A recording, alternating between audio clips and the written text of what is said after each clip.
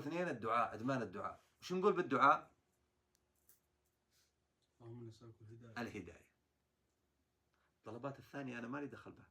أنت تقول ارزقني وظيفة، ارزقني مدري وش، ارزقني أعطني كذا، هذه مالي دخل بها، كيفك أنت تطلب اللي تبي. لكن أنا أقول لك إذا تبي تصلح علاقتك مع الله أدمن طلب الهداية. حرام والله حرام، في أوقات تفتح فيها أبواب السماء تستجاب فيها الدعوات وحنا ما ندري. يقول الحسن البصري: ادعوا الله في الليل والنهار فإن لله ساعات يستجيب فيها الدعاء ويفتح فيها أبواب الإجابة. في أوقات كثيرة يستجيب الله جل وعلا فيه. يعني احنا الحين ذكرنا بين الأذان والإقامة، وذكرنا وقت السجود، وذكرنا آخر الصلوات، أدبار الصلوات، وذكرنا عصر الجمعة، وذكرنا الثلث الأخير من الثلث الليل. الأخير من الليل. الحين احنا مقبلين على الثلث الأخير من الليل. ذكرنا وقت السفر.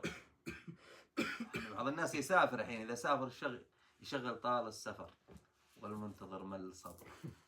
لا، أنا مسافر أدعي وقت السفر، أقول يا رب يا رب يا رب يا رب، لأن 3 دعوات مستجابات، ومنها من ضمنها ودعوة المسافر. مسافر حنا يعني اللي يسافر بشكل أسبوعي أو بشكل شهري هذا فليحمد الله. الله أعطاه وقت إجابة ما أعطاه للناس الباقيين اللي يقعد 2 3 سنوات ما يتحرك.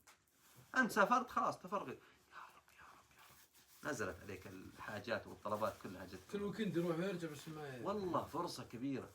بعض الناس يقول اللهم اني اسالك في سفرنا هذا البر والتقوى، الله اكبر، اذا خلص شغل ومسجل ما تجي، هذا خطر.